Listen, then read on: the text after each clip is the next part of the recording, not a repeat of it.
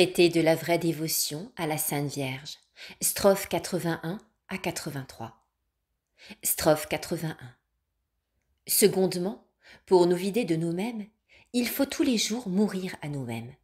C'est-à-dire qu'il faut renoncer aux opérations des puissances de notre âme et des sens du corps, qu'il faut voir comme si on ne voyait point, entendre comme si on n'entendait point, se servir des choses de ce monde comme si on ne s'en servait point. Ce que saint Paul appelle mourir tous les jours. Quotidie morior. Chaque jour, je suis exposé à la mort. Première lettre aux Corinthiens. Si le grain de froment tombant en terre ne meurt, il demeure terre et ne produit point de fruit qui soit bon. Si nous ne mourons à nous-mêmes et si nos dévotions les plus saintes ne nous portent à cette mort nécessaire et féconde, nous ne porterons point de fruits qui vaillent, et nos dévotions nous deviendront inutiles, toutes nos justices seront souillées par notre amour-propre et notre propre volonté, ce qui fera que Dieu aura en abomination les plus grands sacrifices et les meilleures actions que nous puissions faire, et qu'à notre mort, nous nous trouverons les mains vides de vertu et de mérite, et que nous n'aurons pas une étincelle du pur amour qui n'est communiquée qu'aux âmes mortes à elles-mêmes, dont la vie est cachée avec Jésus-Christ en Dieu. Strophe 82.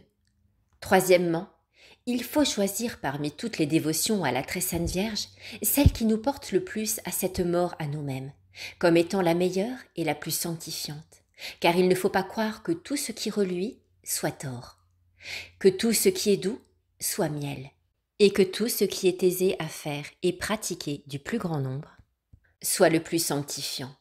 Comme il y a des secrets de nature pour faire en peu de temps, à peu de frais et avec facilité de certaines opérations naturelles, de même il y a des secrets dans l'ordre de la grâce pour faire en peu de temps, avec douceur et facilité, des opérations surnaturelles, se vider de soi-même, se remplir de Dieu et devenir parfait.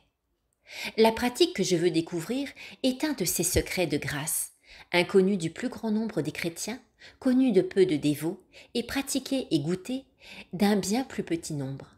Pour commencer à découvrir cette pratique, voici une quatrième vérité qui est une suite de la troisième. Strophe 83. Nous avons besoin d'un médiateur auprès du médiateur même. Quatrième vérité.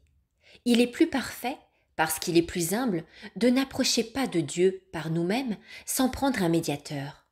Notre fond, comme je viens de montrer, étant si corrompu, si nous nous appuyons sur nos propres travaux, industrie, préparation pour arriver à Dieu et lui plaire, il est certain que toutes nos justices seront souillées, ou de peu de poids devant Dieu pour l'engager à s'unir à nous et à nous exaucer.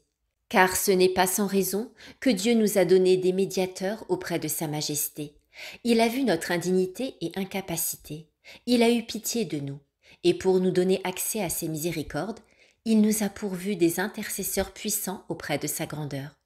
En sorte que négliger ces médiateurs et s'approcher directement de sa sainteté sans aucune recommandation, c'est manquer d'humilité, c'est manquer de respect envers un Dieu si haut et si saint. C'est moins faire de cas de ce roi des rois qu'on en ferait d'un roi ou d'un prince de la terre, duquel on ne voudrait pas approcher sans quelque ami qui parlât pour soi.